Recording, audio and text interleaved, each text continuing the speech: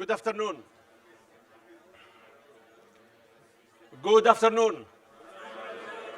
One more time. Good afternoon. Great. Shall we rewind to Monday morning and start again? Excellent. So, welcome to the last session of OWP.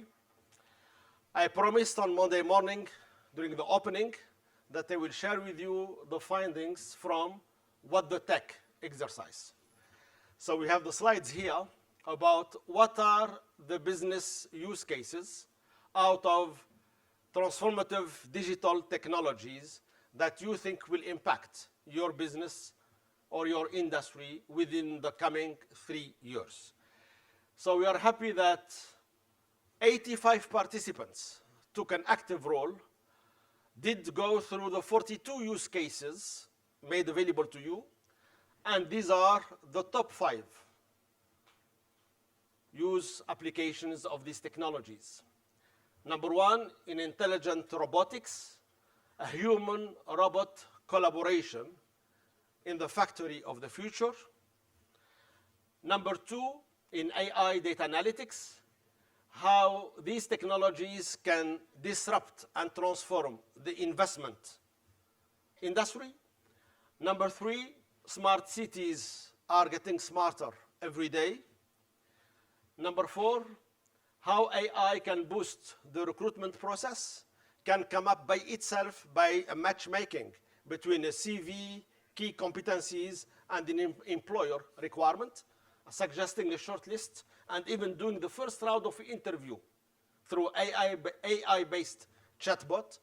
And finally, the brains behind millions of devices, the connected home, the connected devices, how the product becomes a service provider. So clearly you see here AI and data analytics are leading the way, with IoT and intelligent robotics next. This is what came up from the 85 participants of OWP this week. I thought sharing with you what other IMD participants in a recent program we launched called Transform Tech, what was for them the top 5 use cases of these digital technologies. And there are only 2 use cases that overlap between your group and this group. And that is the connected devices, and number 2, the human-robot collaboration in the factory of the future. The next 3 use cases were thought important by other participants of IMD, but were not among the top 5 of your selection. Starting with IoT in the industrial sphere. I'll say a few words about it in a minute. The smart factory logistics, and how data analytics transform regulatory compliance. So, and you see here the percentage. So again, here we have different technologies selected, but in this case, equal data analytics and IoT. In your selection, it was mainly AI and data analytics. So let me now choose the 3rd and the 5th use cases and tell you a little bit more about each one of them. So here, IoT in the industrial sphere. The use case that we featured was about General Electric, that has been active in this space for about 8-9 years now, coming up with their industrial internet initiative and the Predix open digital platform that they set up with their customers and partners. So the question is not only we now have a platform-based strategy, it's much more than that in terms of company benefits and consumer benefits as well.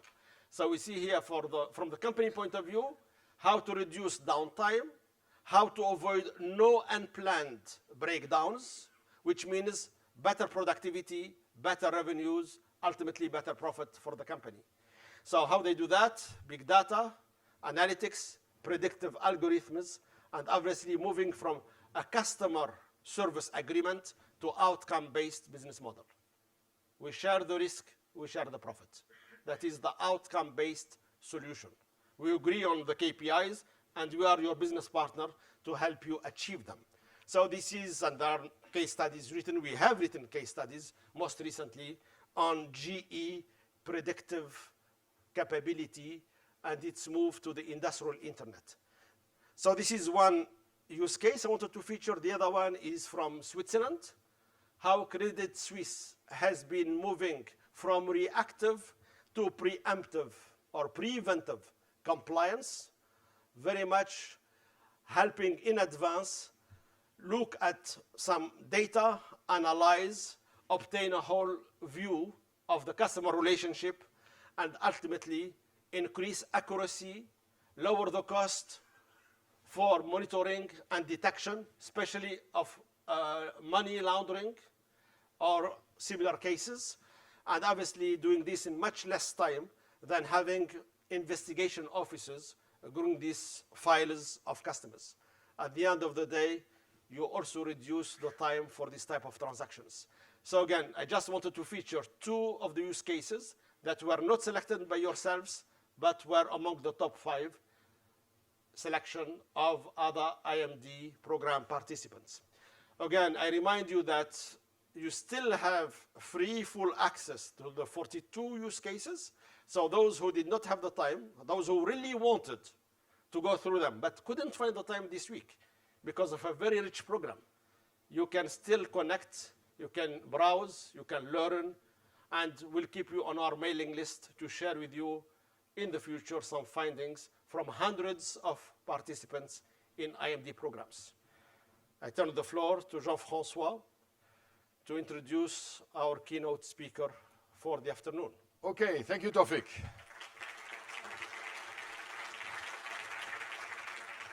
So we have had 5 keynote speakers so far. We started with a discussion of what is a good life and what are some of the tools and techniques and approaches that can help us to move toward a good life. Then we had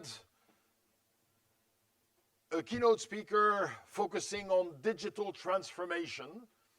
And I guess this was very much coming from the corporate world. Also on Wednesday, we had Peter Voser, also coming very much from a corporate world.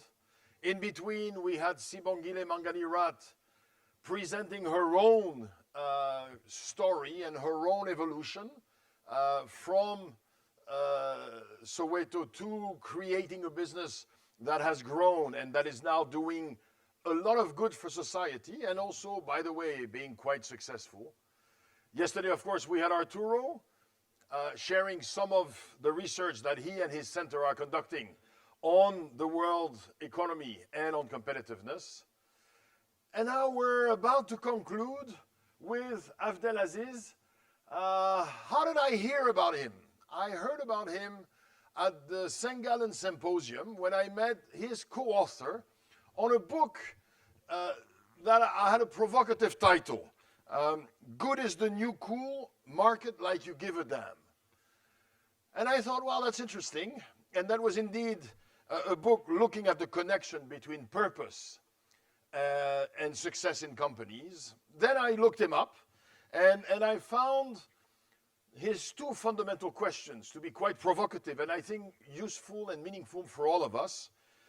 Abdel is on a mission to solve 2 of the biggest problems facing individuals and companies in the 21st century. 1, how to find and create purpose and meaning in the work that we do. And 2, unlocking the power of business to do good in the world. Now, to help organizations to do better while also doing well financially, he's created a brand purpose consultancy with a provocative name, The Conspiracy of Love. I had the privilege of having lunch with you, Abdel, before this talk. This is going to be an interesting, provocative, and stimulating final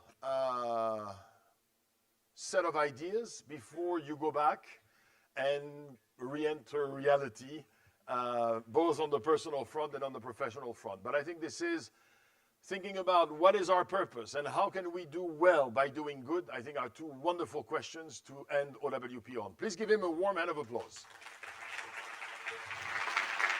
Hello. Merci, Jean-François. Jean-François took me to get the free ice creams before this talk, which was a bad mistake. This is one of the greatest perks you guys have, the free ice creams, but not good if you're a speaker. Hello, everybody. How you doing? Have you had a good week? Yes. I'm all that's standing between you and drinks in the sunshine, so I promise I'm going to make this really good. Thank you for having me, Jean-Francois and the team here. It's been such a pleasure getting to know this organization and hearing a little bit about what you guys are up to. As Jean-Francois mentioned, we're going to spend the next 45, 50 minutes talking about some of the fundamental questions which some of you in the room may be grappling with. Why am I here? Why am I here on this planet? And what am I going to do with the time that I have left? And how can I potentially leave this world in slightly better shape than we found it? And number two, how can my organization grow and thrive? How do people inside those organizations find meaning and purpose in ways that generate brand love, generate revenue, generate profitability? This is what I spend all of my time thinking about. I do that via writing for Forbes. I write a column called The Power of Purpose. I do this via books, so Good is the New Cool. Currently sold out, by the way, but you can still buy the ebook, just in case anyone was wondering. And I do this through Conspiracy of Love, the slightly strange titled consultancy, which I'll reveal the meaning of in a bit. But I want to start by telling you a story that goes back in time as to how I found my own personal purpose as well. And it starts in Sri Lanka, which is the country that I was born in. Hands up anyone who's been to Sri Lanka. All right, that's what I love. People in Europe, you've actually been places.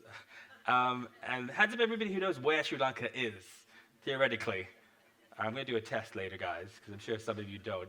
It's a little tiny island off the south coast of Sri Lanka. It's a beautiful tropical island, as you can see by this picture here. I was born there, I grew up there, I left when I was 19, and I go back there every year. My family lives there, and I was back there for my brother's wedding, which is a happy, joyous occasion, right? Your little brother getting married. Unfortunately, I happened to be there on December 26, 2004. That date may ring a bell to some of you. It's the date that the Asian tsunami hit that country. I woke up safe and unharmed on the other side of the island to where the wave hit. I was in Colombo, the capital city. So I was safe. But I woke up in a country where 30,000 of my fellow countrymen had died in one day. Like many of my friends, I got involved in the relief operations in the days and weeks that followed. We did what we could to generate funds for refugees and set up materials for camps. I went back to London, where I lived at the time. I was very happily working in marketing there, but something inside of me had changed. I kept walking down the street and spontaneously bursting into tears, and I didn't know what was going on until I went and saw a therapist. And they said, well, you've got post-traumatic stress disorder, and you've got a very particular type of it, which is called survivor guilt. Why had I survived, and all those other people hadn't? That was really the start of something that changed inside of me as I started to figure out whether I could use these skills I had in business and marketing to help other people as well. That was really the point. I started to find a way to merge these things, this desire to help people with what I love doing, working in business and marketing as well. And that was the beginning of the journey that brought me here to you today. Today, we're living in a world which seems more divided than ever before. It's hard sometimes, right, to just not feel like everything is just going to hell in a handbasket. The world feels toxic, and this is not just in the United States where I live, this is around the world. Whether you think about people protesting income inequality in France, the rise of neo-Nazis globally in places which hasn't seen it for decades, terrible events like the Christchurch massacre in New Zealand, beautiful, peaceful New Zealand of all places, or the millions of kids who are protesting climate change around the world. Sometimes it feels like this world is on fire. Sometimes it feels like this world is in such a bad place that it's easy to just want to crawl up into like a fetal position and not come out. But I'm here to tell you that there's something that gives me hope. And the thing that gives me hope is this idea. I believe that corporations, alongside government, can be the greatest force for good this planet has ever seen. I believe that corporations have the scale and the resources to help solve some of the biggest problems that we have, like climate change or the climate apocalypse that's the term I use to properly define it. But only if we, the people inside those corporations, rise up and take control. Corporations don't control what we do, we control what corporations do. So my thesis, and what I'm betting my entire life on, is there's enough of us who feel this way, then we can find ways to lead these companies in ways that drive profitability, drive brand love, and do a lot of good in the world. And that's what I want to talk about today. As Jean-Francois mentioned, my exit from corporate life came in 2016. So I worked for Procter & Gamble, Nokia, Heineken, Absolut Vodka for 20 years. And my exit came in 2016 when I wrote Good is the New Cool, Market Like You Give a Damn, to give it its full title, which was really an exploration of this idea of purpose and social impact, primarily from a marketing lens. What we do now is really explore this space through a holistic lens, looking at how purpose drives employee engagement, product innovation, how it drives long-term profitability. Our purpose when we wrote this book was to serve the world changers, the innovators and provocateurs who believe in using business and culture as forces for good. By the way, I can see some of you taking pictures of the slides. Feel free to take as many pictures if you want, but if you'd like the entire presentation in PowerPoint, just hit me up on LinkedIn and I'll send it to you in a Google Drive. So make your note-taking a little easier as well. We do this through Conspiracy of Love, which I know sounds like a Barry White album name. Conspiracy of Love. 1977. My wife pointed this out to me. I should tell you where the name comes from. It comes from this wonderful quote by the American Senator Cory Booker. And he said, "We are all products of a positive conspiracy of love between our parents, teachers, neighbors, and friends, who all conspired with love to give us support and kick our ass, to help us where we need to get to. And therefore, we need to form a new conspiracy of love to help other people to help them get to where they need to get to." I also think about brands as being conspiracies of love, right? Between the people inside of them and the people outside of them. So that's where the name came from and not Barry White, just in case you're wondering. So I'll take you back in time to what we saw happening around us when we started writing the book. The first thing was this: all these brands who were doing well by doing good. We started to see them pop up in so many different categories. Tesla and cars, Warby Parker and Patagonia and Tom's in fashion, Honest Company and Method in CPG, Kind Bars, Ben & Jerry's in food. This wasn't just newer startups, by the way. This is a page from Unilever's Sustainable Brand Summary. More than half of Unilever's growth, I think today it's actually 70%, is coming from the most sustainable brands in its portfolio. So there's something going on that businesses waking up to this idea of brands doing good. Today, we're now seeing brands taking stands. So this is Levi's coming out in favor of sensible gun regulation. This is Nike using Colin Kaepernick as the 30th anniversary of their Just Do It campaign. Colin Kaepernick, a well-known activist who has used his presence in the NFL to talk about police brutality. This is Gillette trying to start a conversation about toxic masculinity. Whether you agree with what their stances are or not, or whether you think they did a good job or not, this is now the new normal. People expect the brands in their lives to have a point of view and state that. But here's my thesis. We have to go beyond advertising. Advertising is just chapter one when it comes to solving a social problem. It's great if we're thinking about introducing a topic and fueling some dialogue. I'm obsessed with chapter two. How do we build long-term, sustainable, profitable platforms that tackle social and environmental problems? That's really where the meat of this lies. So this is all great, but we need to get to chapter two. The second thing you notice is this: the architects of cool are activists. So by architects of cool, we meant anybody who influences pop culture. We saw this when you saw Beyonce at the Super Bowl talking about Black Lives Matter, Lady Gaga at the Oscars and the Grammys, LeBron James at the ESPYs. This again has also accelerated in recent months. We've seen Jay-Z and Meek Mill launch an organization that's looking at the huge problem of mass incarceration in the United States. We're seeing LeBron James open up a school in Akron, Ohio, and say this is one of the greatest moments of his life. We're saying Alfonso Cuarón, who is the Academy Award-winning director of Roma, used Roma to start a conversation about giving undocumented workers rights. Think about this. This is the biggest rapper on the planet, the biggest basketball star on the planet, and the biggest movie director on the planet. All of them using the power of cool to talk about good. So this is another trend that isn't going anywhere soon. The third thing we noticed was this: the new nonprofits. So hands up here, anybody who works for a nonprofit or works with nonprofits. Okay. Nonprofits, I love the work that they do, right? I love Amnesty International, love Greenpeace.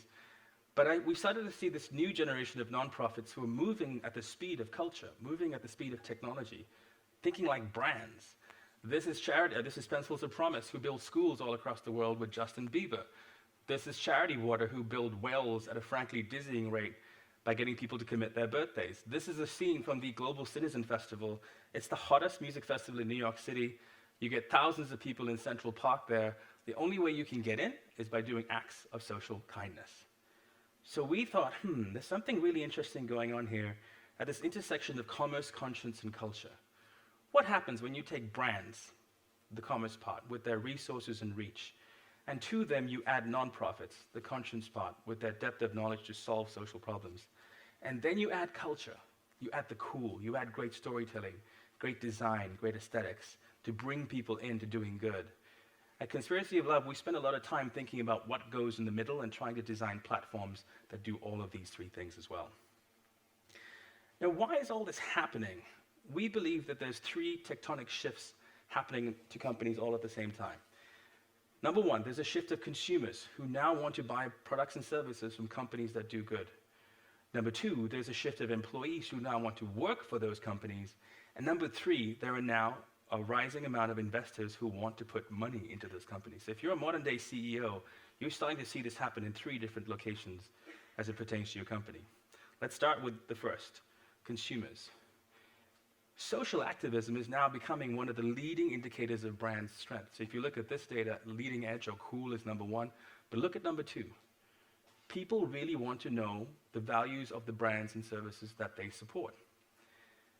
In fact, this is only getting bigger. This is the Edelman Trust Barometer. 57% are buying or boycotting brands based on the brand's position on a social or political issue. You saw this with stuff like delete Uber. This is up 30% from 3 years ago. So this trend is accelerating. Companies are in the spotlight now a lot more in terms of not just talking the talk, but walking the walk. The global opportunity is pretty huge. Millennials have an annual spending power of $2.5 trillion. 95% of them say they would switch brands to one that supported a good cause in an authentic, meaningful manner. That's the size of the prize out there.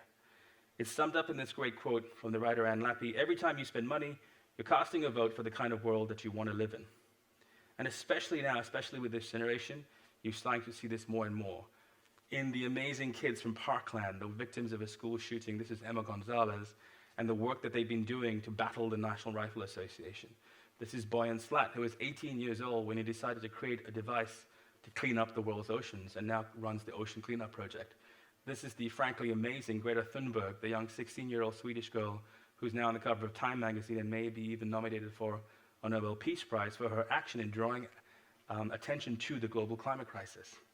These kids are out there ringing the alarm bells. I think we need to go help them. I think we can't just say, the kids are the new generation of leaders. They're inheriting a flaming dumpster fire of a planet that we are leaving them. I think we need to go help them with this as well. Let's take a look at investors.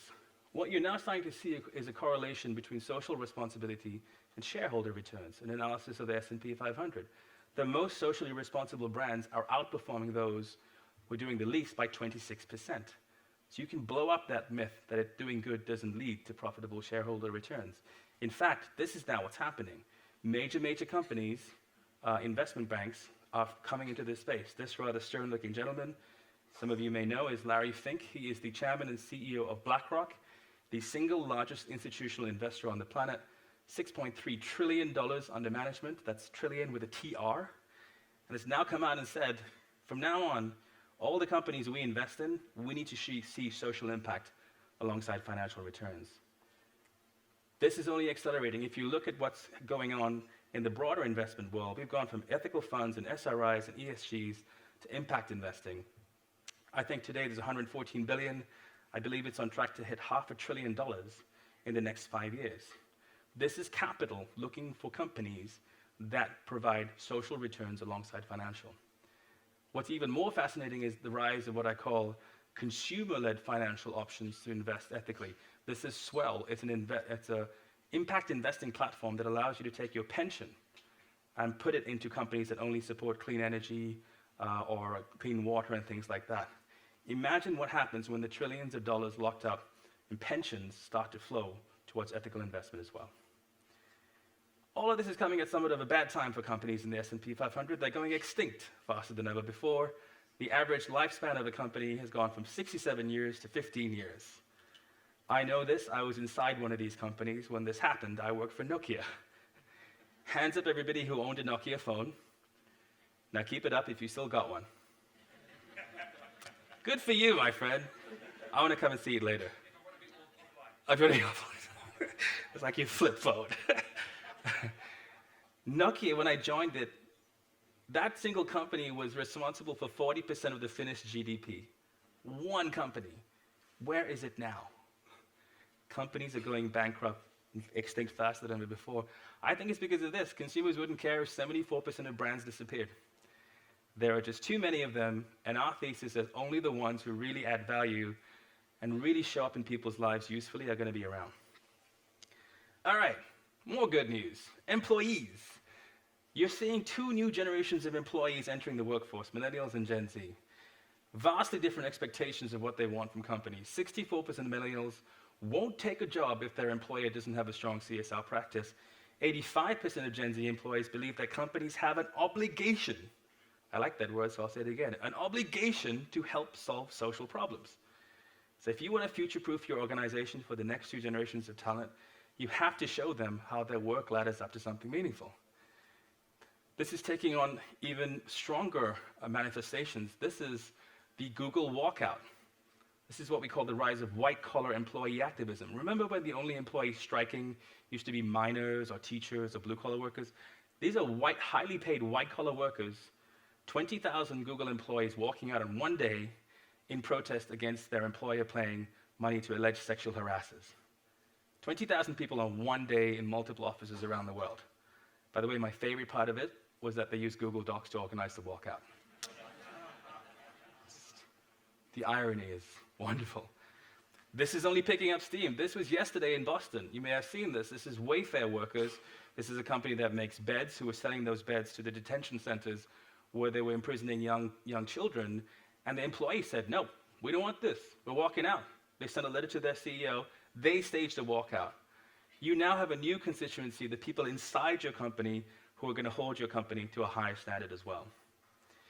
Now, all of this is also coming at somewhat of a bad time for morale. So I'm going to do a little audience participation here. Gallup did a global poll, and they asked people for one question. This is 140 countries. Are you happy and engaged at work? And I want you guys to yell out what percentage said, yes, I am happy and engaged. Shout. 30, higher than 30? 40? 6? 60?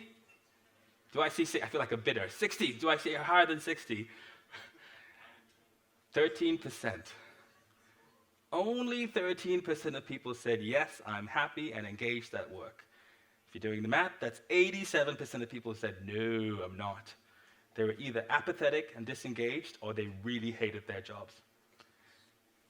Gallup called this a shocking waste of talent, and I agree. I think about all those people sitting there watching their clocks going, get me the hell out of here. Think about all that potential that is stored up in the 87%. So the next question is, well, what do those people in the 13% have? What do the 87% want? And here, again, the data is quite clear. When asked about career goals, this, by the way, isn't just millennials and Gen Z. This is every single age cohort, so Gen X and baby boomers as well. Number one, I want to make a positive impact in my organization. Number two, I want to help solve social and/or environmental challenges. They are telling us that they want purpose and meaning in the work that we do. So if you're able to frame what your company does and show them how their task, however humble, ladders up to a greater good, that's what purpose can do. That's how purpose can help reframe people's ideation of what they do for a living as well. Elon Musk sums it up when he says, putting in long hours for a corporation is hard, putting in long hours for a cause is easy. You even see this in pay. People are happy to take a lower paying job at a nonprofit because why? It gives them more meaning. This is why I speak about this topic, because I truly believe that if we can help people get purpose in a paycheck, to have the same benefits and the same salaries, but bring more purpose and meaning into the work that they're already doing, then we have a win-win situation as well. So here's what we did after interviewing all these people for the book. We put together this model. This is our thesis for a purpose-driven brand in the 21st century. Here's the model. I'll go through this really quickly. One is know your purpose. Know why you exist as a company beyond just making money. Two is then find your allies. Find those other organizations, whether they be nonprofits, other companies, culture creators, who have the same purpose as you do. 3, think about people as citizens, not just consumers. Think about them in a rich, multidimensional way. 4, lead with the cool and bake in the good. Make sure you still use the power of great design and storytelling to bring people into this campaign or this mission. 5, don't advertise, solve problems. Think about what problems you can solve in their lives from the everyday to the epic. If you do this, you trigger number 6, people are the new media. Today, more than ever before, people can take your message to the world. And 7, this is super important, always, always make sure you back up the promise with the proof. Otherwise, you will get ripped to shreds if you talk the talk without showing proof of how you're walking the walk. So, let me get through some of these into a little bit more detail. 1 is know your purpose. And I said this before, this kind of applies in 2 levels. Your organizational purpose, but your own personal purpose as well. But let's talk about organizations first. This is the best definition I've seen for purpose, an aspirational reason for being, which inspires and provides a call to action for an organization and its stakeholders and benefit to local and global society. A bit wordy, but pretty in-depth. In our book, we say purpose is the first P of marketing. So remember the other 4 Ps, product, price, place, promotion? Well, we say purpose should be the first because if you don't know what purpose your company or product serves, how can you know what to make and what price to price it at? I wanted to geek out for a second on terminology because I think this is one of the biggest problems in the space. Nobody has common terminology. Oftentimes, purpose and mission are interchanged, which is totally cool, but this is how we do it at Conspiracy of Love. Your purpose is why you exist. This should last 100 years. This is the reason for being, the raison d'etre. Your vision then is much more granular. It is what kind of company that you want to build. We want to be the world's leading blah, blah, blah by 2025. It has some constraints. It gives you some focus. And the vision is what needs to be achieved in order to achieve the purpose. The mission or missions are the series of big, bold steps that you as a company need to take to achieve that vision. Here is our product mission. Here is our people mission. Here is our societal mission. You have the values, which is the attitude and tonality. How does the company show up in the world? How does it behave? All of that is wrapped up in the positioning, which is really the only bit that the outside world should see. And so this is how we look at creating a purpose-driven brand in the 21st century. Here's a few examples of brands that I think have great purposes. Nike, to bring inspiration and innovation to every athlete in the world. Love the little asterisk. If you have a body, you are an athlete. I like to say to Nike, I don't think you've seen my body. You may have a different idea. Tesla, to accelerate the world's transition to sustainable energy. What's really interesting about this purpose is that about 3 years ago, it said sustainable transport. Just by changing that one word, Tesla has signaled a whole new market intention. They are no longer content to just have the car in your garage. They want to have the solar roof tiles on your house. They want to have the Powerwall battery that stores all the energy. They want to be the Apple of clean energy. So it just goes to show you how a well-written purpose, the intention can change just through even one word. Patagonia.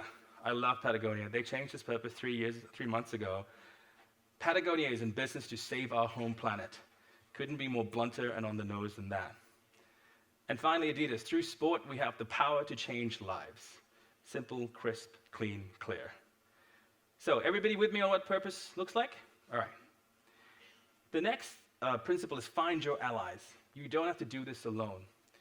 And one of the best examples that I've come across recently for finding your allies is XPRIZE.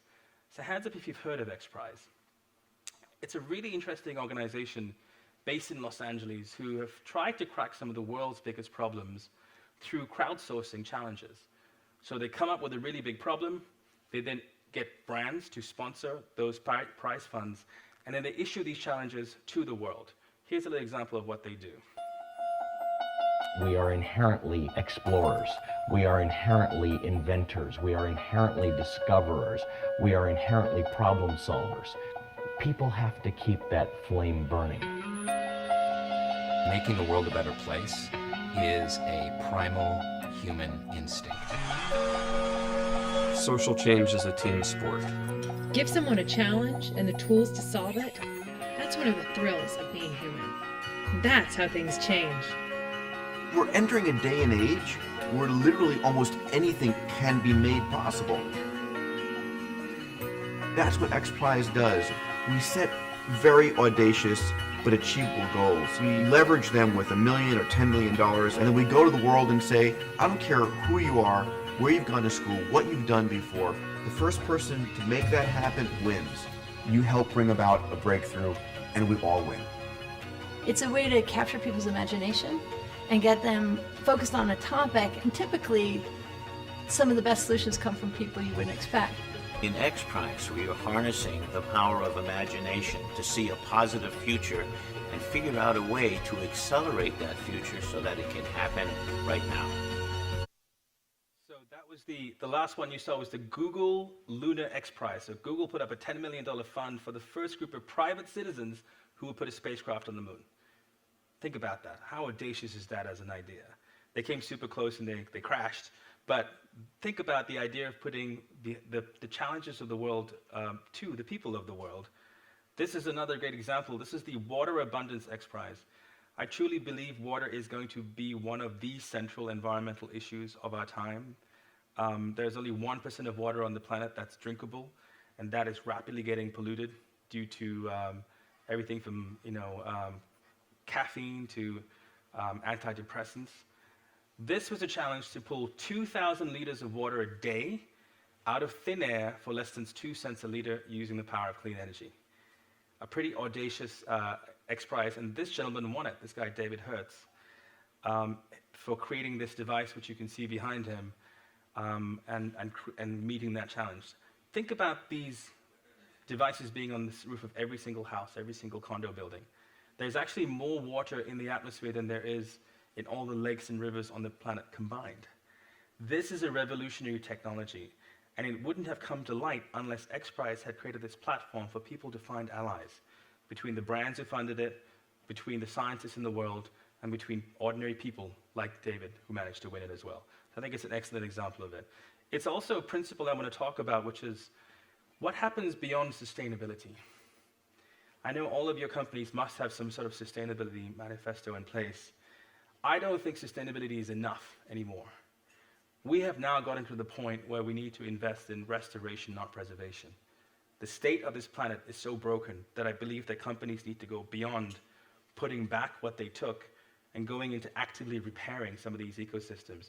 And to me, what's brilliant about that XPRIZE, the Water Abundance, is that's an abundant technology. Those on roofs of buildings can actually give back more than you take as well. So you're going to see this theme about how do companies give back more than they take, I think, become a really big one. The next principle is lead with the cool. And my favorite story to talk about right now is what Adidas is doing. Do you say Adidas or Adidas here? Adidas. Everybody yells at me when I say Adidas. That's how Run DMC said it. So some of you may know the story about the ocean plastic shoes. Raise your hands if you know about this. Okay, so these shoes you see on the far left-hand corner were made out of ocean trash, pulled from the oceans by Poly for the Ocean. I'm actually wearing a pair of the Generation 3s today, if you want to come and take a look later on. They're highly comfortable. What you may not know is that Adidas went from 7,000 pairs of those shoes in year one to 1 million pairs, to 5 million pairs, to 11 million pairs this year. The average retail price of these shoes is $225. If you do the math, that is a cool $2 billion that Adi's going to make from solving the problem of ocean trash. Think about this. This is the engine of capitalism at work solving social problems. The more shoes they sell, the more money they make, the more trash they pull out of the ocean. Suddenly you have a virtuous loop. And to me, this is one of the greatest case studies to show that purpose can be profitable, highly, highly profitable. This may be why Adidas has announced even more audacious technology. You may have seen this. This is the Adidas Futurecraft Loop sneaker. It is the world's first 100% recyclable sneaker. It's made out of one material, which means when you are finished using it, you send it back to Adidas, and they grind it down, and they send you a new one. If we can see things for what they are, if we can see what they could be, if the plastic we use, we never throw away, if the end of one thing could be the beginning of the next.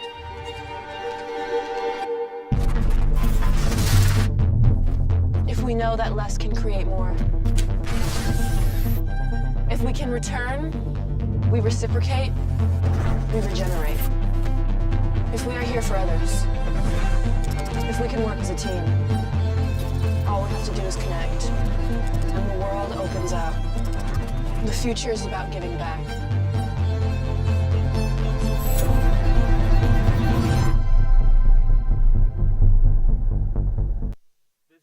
This is a super exciting initiative. It's the world's first circular economy sneaker, and it has massive implications for all of our businesses. The Adidas CMO, who I had the pleasure of interviewing for my Forbes column, said this. He said, you know, when you throw things away, there is no away. There's just this planet. And it brings up this really interesting idea. Waste is only waste if we waste it. Waste is a revenue stream. And if you're not thinking about a circular economy strategy for all of your products, I guarantee you your competition will be. This is how you solve the problem of being a consumption-driven company, by making sure you take back everything that you produce and put it back into your own material stream in a highly profitable way as well. It's summed up in this great quote by Peter Diamandis: the world's biggest problems are the world's biggest business opportunities for those companies that are brave enough and innovative enough to find solutions for it as well. Okay, moving on. The next principle is think citizens, not consumers. Somewhere in my career as a marketer, I started to get really pissed off with the word consumer. It seemed like such a narrow, transactional way to talk about another human being. All I want you to do is consume. I think if you think about people as citizens, with a broad range of interests and passions that you as a brand and company can engage in, I think suddenly you can have a much richer conversation with them as well. A company doing an amazing job of this is actually SAP. So hands up if you use SAP in your companies. I'm sure many of you do. You may not know about this particular case. I met this amazing gentleman, Justin Dillon, who works as an anti-slavery campaigner. Now, I didn't know this, but there's over 40 million people in the world today who are still slaves. This is at more than any other time in human history. These could be women caught in sex trafficking. This could be men entrapped in fishing fleets. This could be the kids digging coltan in a war zone. Coltan is the mineral that is often found in mobile phones. 40 million people in the world today are still slaves. Justin set out to solve this problem by creating awareness. And the first thing he did was create this thing called slaveryfootprint.org. It is live now. Any of you can go to it. It's a place where you enter your consumption habits, and it tells you how many slaves work for you. Not if, how many slaves work for you. Because the dirty little secret Justin uncovered was that buried deep in every supply chain, there is always the risk of forced labor. And he tried to solve this problem by awareness. He had 30 million people go to this website, but he uncovered a bigger problem. You see, the total amount of money that goes into anti-slavery nonprofits is in the tens of millions. The total amount of money that is generated by the global slavery industry is in the tens of billions. So he was massively outgunned. Until he met this guy. This guy's Kelly Miller, and he works for SAP. And when he and Justin met, they realized they had two halves of the same problem. I'll let Kelly tell you his story in his own words. I am very grateful because every morning I get up and drive to work and work at a company that is making an impact not only with our customers, but making an impact on the world. SAP is the largest enterprise software company in the world. I run the North American market unit for financial services for our supply chain and procurement business, which is called Ariba. Ariba is unique because we have the world's largest e-commerce network. So think of Facebook, eBay, and Amazon for business, only much bigger.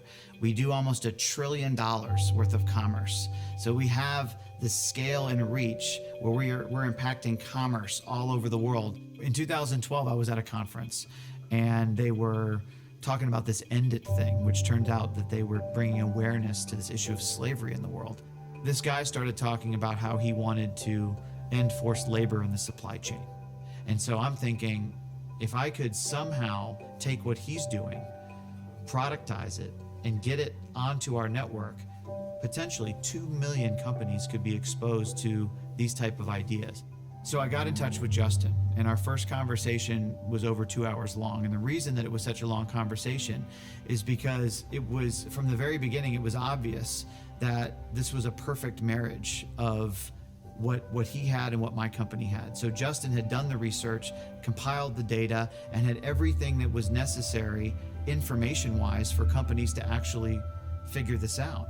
But he had no mechanism, no platform to deliver it. We decided to engage, we decided to take action, and we started this process of a 3-year journey where we engaged some of the world's largest global brands that are our customers.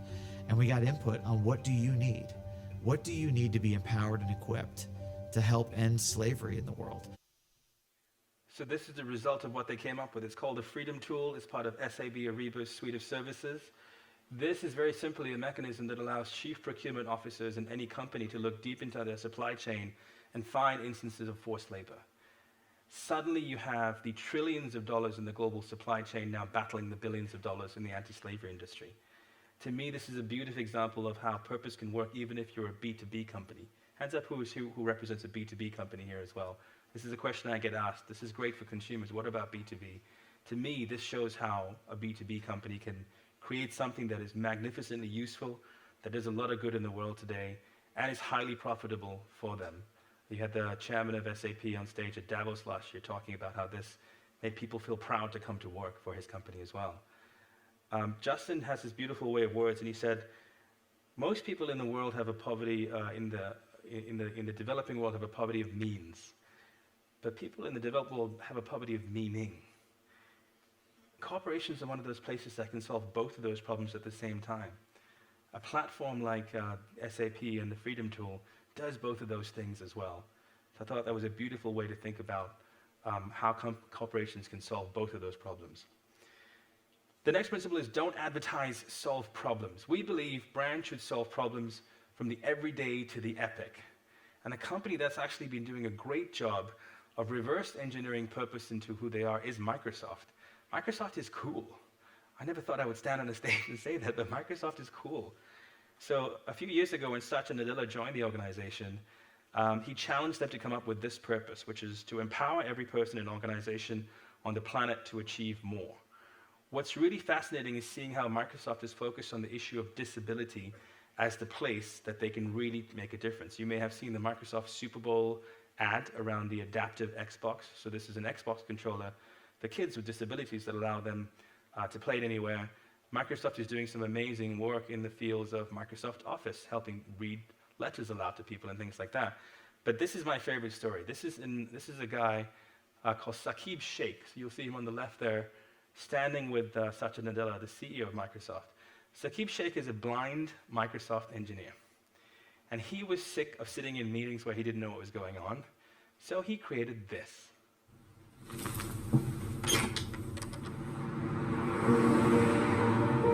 I'm Saqib Shaikh. I lost my sight when I was 7. And shortly after that, I went to a school for the blind. And that's where it was introduced to talking computers, and that really opened up a whole new world of opportunities. I joined Microsoft 10 years ago as a software engineer. I love making things which improve people's lives, and one of the things I've always dreamt of since I was at university was this idea of something that could tell you at any moment what's going on around you. I think it's a man jumping in the air doing a trick on a skateboard. I teamed up with like-minded engineers to make an app which lets you know who and what is around you. It's based on top of the Microsoft Intelligence APIs, which makes it so much easier to make this kind of thing. The app runs on smartphones, but also on the Pivot Head smart glasses. When you're talking to a bigger group, sometimes you can talk and there's no response, and you think, is everyone listening really well, or are they half asleep? And you never know. I see two faces, 40-year-old man with a beard looking surprised, 20-year-old woman looking happy. The app can describe the general age and gender of the people around me and what their emotions are, which is incredible. One of the things that's most useful about the app is the ability to read out text. Hello, good afternoon. Here's your menu. Great, thank you. I can use the app on my phone to take a picture of the menu, and it's going to guide me on how to take that correct photo. Move camera to the bottom right and away from the document. And then it'll recognize the text. Really read me the headings. I see appetizers, salads, paninis, pizzas, pastas.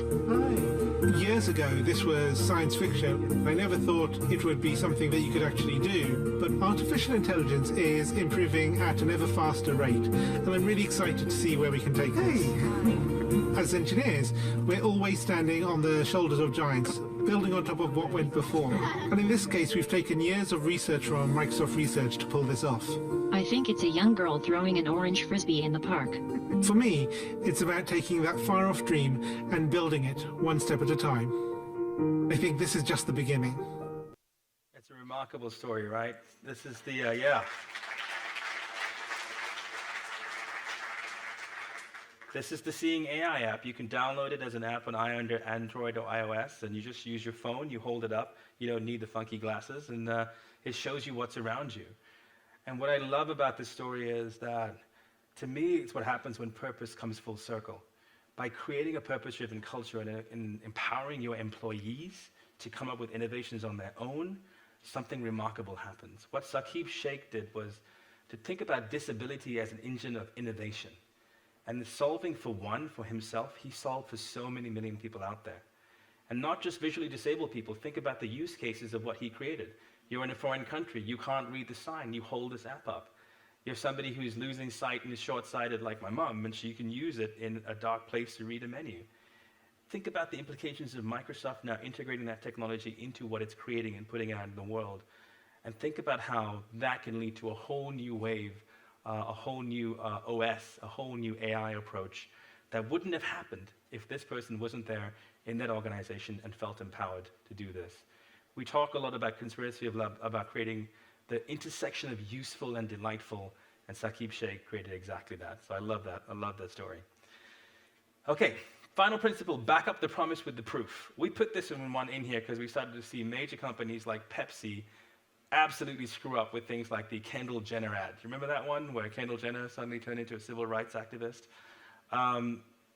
People are highly skeptical of companies, and if you wander into this space without trying to make sure your own house is in order or try and make claims that aren't true, people are going to rip you to shreds. We like to say purpose needs to be built inside out of a company. Companies are not transparent. They can look inside of you and find out whether you're walking the walk as well. A few places where this needs to happen, something as simple as volunteering and fundraising. It may seem really cheesy and unnecessary, but companies that offer those opportunities have 57% less turnover. The average cost to replace an employee is 1.2 times the annual salary. So just by providing simple opportunities for people to bring meaning into their work, by engaging with the community, you can do a lot of good. The next is gender equality. It is 2019. There's absolutely no reason women should not be getting paid exactly the same as men. There's spreadsheets for that kind of thing. I'll do you one further. There's absolutely no reason why women should not have exactly the same amount of board positions as men, too. Here's some data to back it up. Companies with the highest percentage of women board directors outperform those with the least by 53%. So that's a pretty good statistic to take into it as well. When it comes to diversity and representation, oftentimes there's this kind of like token buzzword around it. This is the Harvard Business Review's take on it. Companies with above average diversity have 19% higher innovation revenues. To me, it's all summed up in this picture you see over my head. This is the Nike Pro hijab for Muslim women. Why did it take a company the size of Nike all this time to figure out that there's 500 Muslim women on the planet and some of them like to jog? You need to have a culture inside your company that reflects the world that you're trying to reach. At Conspiracy, we say diversity is the only global growth strategy. You need to have that representation at senior levels so that you can see around corners, see white spaces, understand cultural nuances as well. All right, final thoughts. We're really in a moment that I want you guys to think transformationally, not just transactionally. Elon Musk is building us rockets to go to Mars, for God's sake. We can think big. When you're thinking about purpose, think about it as the next competitive advantage, just like digital was. It's something that if you embrace early and master, it can be something as transformative and as disruptive as digital was as well. My friend Max Lenderman has a wonderful quote, "Purpose is the new digital," for companies. A few things to keep in mind. Purpose is a journey, not a destination. This is an ongoing thing, so don't worry if you're not perfect. You all have to start somewhere. As long as you're honest and humble about it and saying, look, we're not perfect, but we're trying to solve this problem. Will you help us? People will come along for the ride with you. That's also the idea behind this principle. Be the helper, not the hero. A mistake a lot of companies do when getting into this space is to shine a spotlight on themselves and say, look how awesome we are. Look at this amazing work we're doing. And that just comes across as egocentric and arrogant and self-indulgent. Instead, if you say, hey, we're trying to solve this problem, will you come and help us solve it with us? And being humble, that's a much better approach to take in this space. My friend Sarah Vaughan, who used to be the head of sustainability at Unilever, has this great idea also of picking your swords and shields. There are going to be some issues, like sustainability, for example, which might be a shield. It's just the cost of doing business. It's a hygiene factor. The swords are the really interesting ones. That's the purpose-driven crusades, where they say, we are going to fix this problem on the planet and do it profitably and do it sustainably as well. It may surprise you to know that corporations have more resources than government. This is Professor Michael Porter. Nonprofits, 1.2 trillion. Government, 3.1 trillion. Corporations, 20.1 trillion. The power is in those corporations, and by extension, the power is in here in this room today.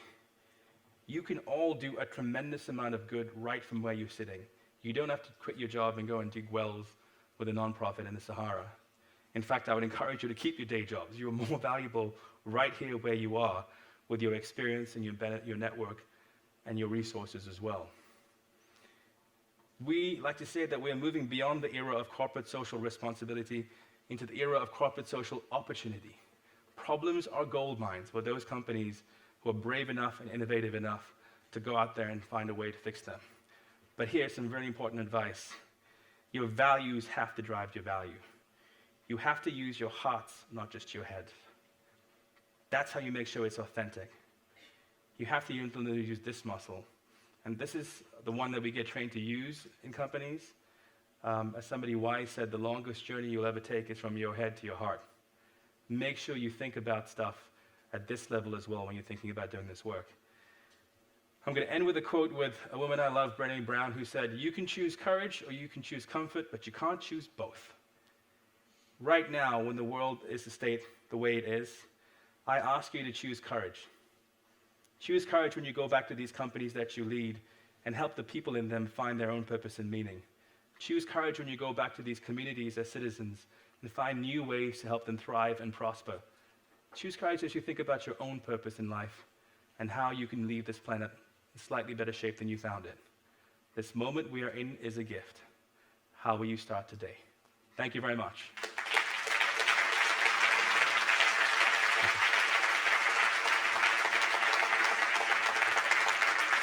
Thank you. All right. We got a few minutes for questions. Oh, the Slido question thing. All right. It's the first time I've done this. What do you think about the perpetuating nature of big business simply needing to make money for shareholders at any cost? How do these organizations change? Great question.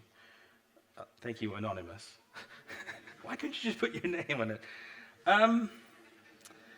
I think the data is showing that those businesses that are only focused on making money for shareholders are going out of business. And I think you have to now think about the stakeholder, the wider environment that you operate in.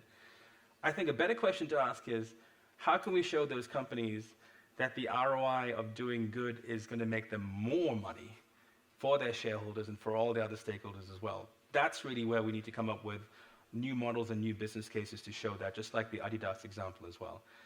Ultimately, for purpose to become sustainable, it needs to be profitable.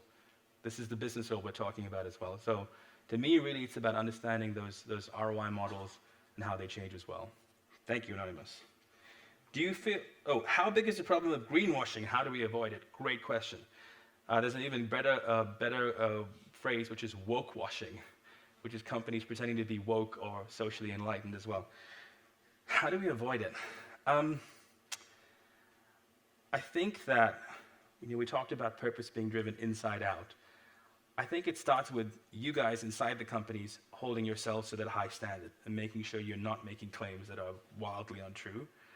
But I think the even bigger question you've got to ask yourselves is, how do you stop consumers calling bullshit in what you do? Because that is the era you're living in right now. You don't control the narrative anymore. People can leave peer-to-peer reviews on Amazon. They can use social media to call you out.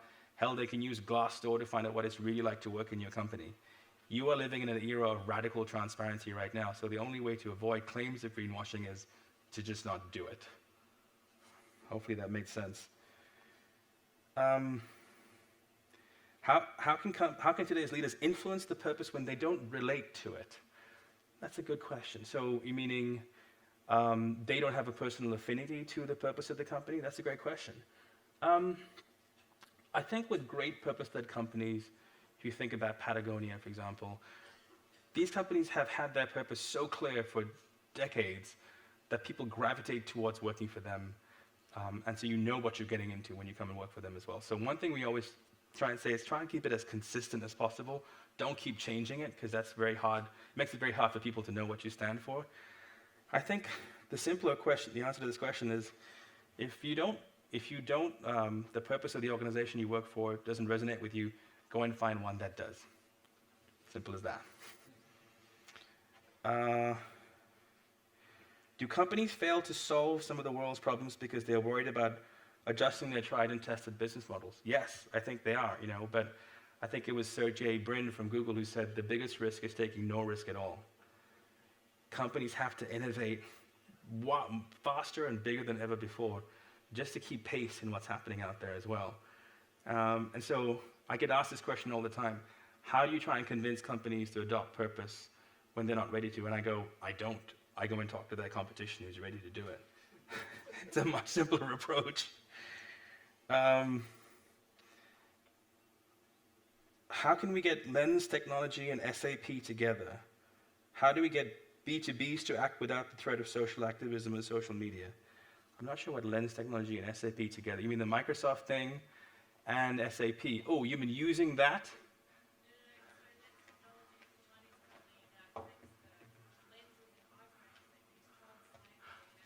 There you go. I did not know that, but there you go. I think that's a supply chain question that we need to get them together. How do we get B2Bs to act without the threat of social activism, social media?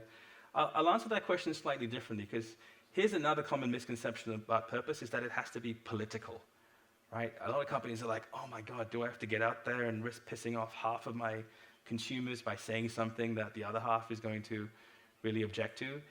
There's a difference between doing good and being an activist. Some companies can be an activist and choose to. Patagonia can choose to do that. That is a high wire rope.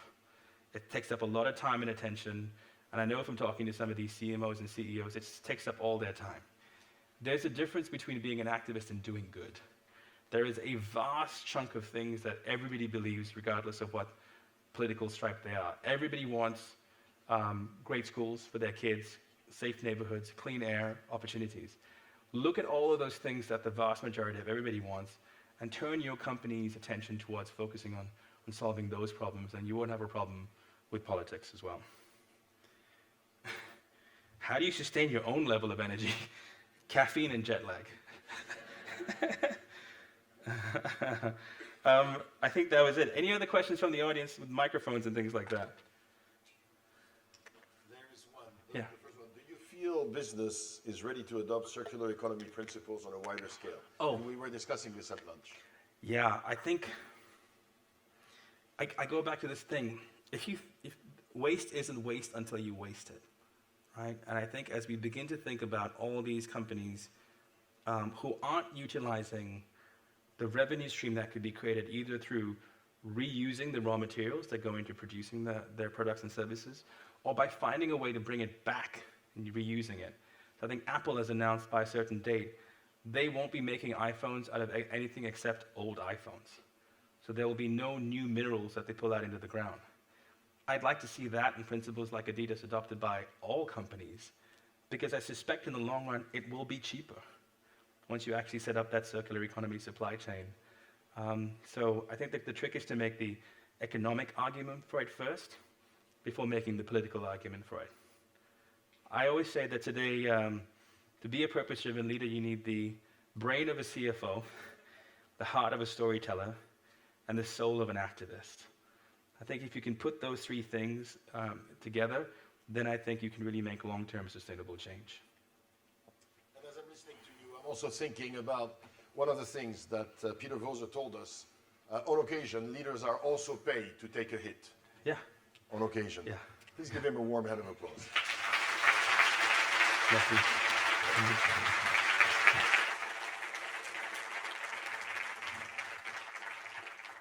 Okay, we are about at the close of the program. What did we do this week? I guess there was on one side a lot of IMD faculty members. There were 6 keynote speakers. There were many guest speakers, and there were 400 of you coming from all over the world. There was also a week that you took off, and hopefully mostly off. I'm sure that during the day and in the evening there were some emails and some phone calls, but hopefully you also had a chance to take a step back. And that's not on this page, but it's the one thing that enables all of this. So I hope that at the end of that week, you feel a bit refreshed, a bit re-energized, stimulated, hopefully engaged, and you also need to remember that you cannot be engaging if you're not engaged, and so hopefully you will leave IMD with a little bit more energy. These 400 people were on a picture. You need to make sure that you get your picture and your certificate before leaving. And we also have, I think, a 2-minute video to give you a very quick snapshot of that week.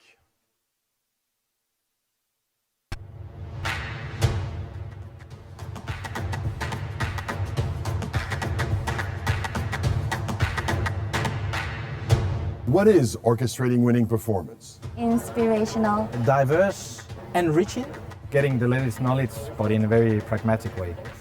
OWP has been designed to be inspiring and thought-provoking.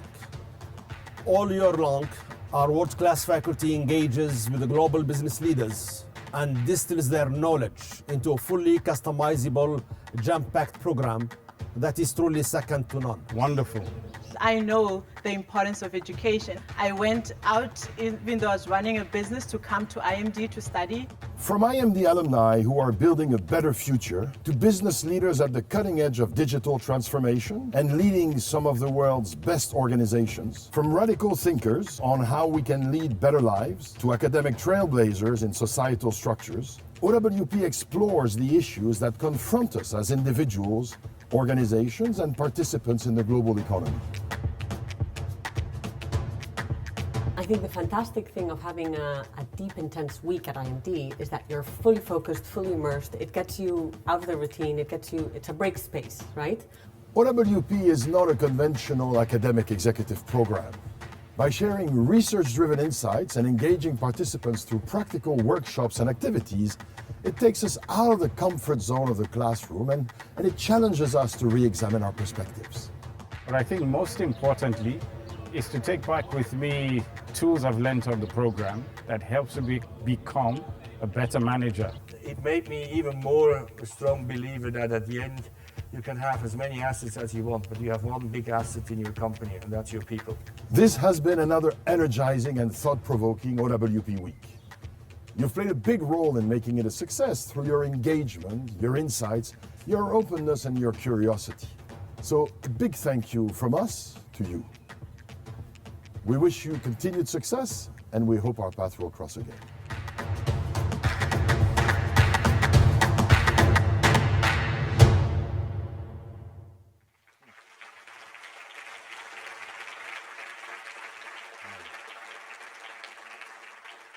Let me take advantage of this video to say big thanks to the communications team. They've worked very hard all week to prepare short videos from one day to the next, and now I think is a very good time to give them big thanks. Can some of the comms people stand up, and where are they? I guess some of them are in the back. Thank you very much. So welcome to the alumni community. Again, there's a site, you can have a look at it, and of course, we'll be happy to register you on newsletters where you receive ideas and articles that we publish. Once in a while, you might even get an advertising about a new program because I don't stop all of these, and on occasion, one of them does escape. But really, we want to mostly send articles and ideas. Before we conclude and I give you a final thought on how you can increase your return on investment, special thanks to these 5 people.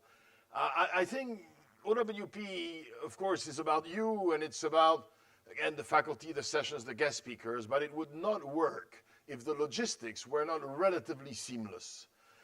This week was particularly challenging because of the heat, and somehow, at least from where I sit, it seems that things generally worked quite smoothly. For things to work quite smoothly, it means you have a few people who are working very, very hard behind the scenes. So can we have those 5 individuals please come on stage so that we can, why are some of them getting bigger bags?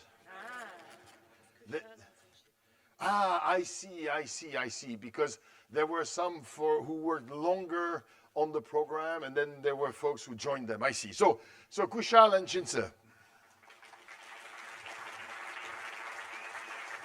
Well done. Yeah. They worked indeed very hard, and also they also picked up the baton kind of midstream, and that makes it even harder. So thank you very, very much. And then Claudia, Pauline, and Marianne. Thank you. Pauline, sorry. I see. This is very sophisticated, Marianne. Wow. And this lady is Kathy Schwartz. She tells me what to do when Tanya is not around to tell me what to do. Thank you very, very much. Okay, final thought. How will you increase your rupee, where rupee is your return on OWP investment? Our tagline is real learning, real impact. So I just want to go back to this. Real learning means that you will remember some of the thoughts that you have here, some of the ideas that you were exposed to, and some of the insights that you had. If you want to remember stuff, you need to remember first that neurons that fire together, wire together. What this means is that some of the thoughts that you had this week will now be competing in your brain with thoughts that you've had thousands of times. So if you review your notes several times, and when I say your notes, you see notes with stars, we will also, I think we have already sent you an email where you have access to some of the presentations and the slides, and so review your notes plus. If you review these notes, you have a shot at remembering them. If you don't review them, by Monday, there will be a good memory. By Wednesday, they will start fading. And by 2 weeks from now, you look back, you go like, well, that was fun, but I don't remember much of anything. So you need to review these notes regularly. The second thing is, if you want to have impact, well, impact comes from actions. Impact doesn't just come from ideas. So if you want to take actions, you need to regularly review the actions that you're taking, the impact they have, and ask yourself, do I need to adjust actions accordingly?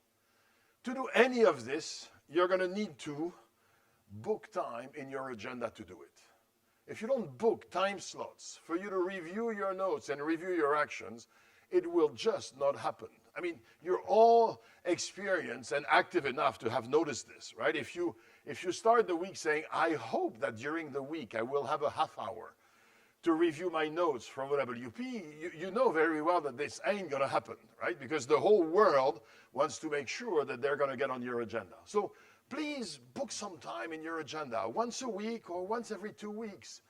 Again, you understand, this is not for me I'm saying this for. This is for you. If you don't book a time slot that says review or reflection or reminder, then you will not have the time to review and reflect. And if you don't have the time to review and reflect, neurons will not fire together. And if they don't fire together, they're not going to wire together. So our strong encouragement to you as you prepare to go back is to try to go to your Outlook or to whatever agenda you use and to put a few time slots over the next 3 months. Again, once every 2 weeks, an hour every 2 weeks. This is an investment on you to help neurons fire together so that they wire together. We wish you safe travels. We wish you, as I said in the video, continued success at an individual level, at a corporate level, and also, hopefully, at, again, as Abdel said today, doing a few things around us that, one action at a time, but also collectively contribute to make the world a slightly better place. Good luck to all of you, and best wishes of success.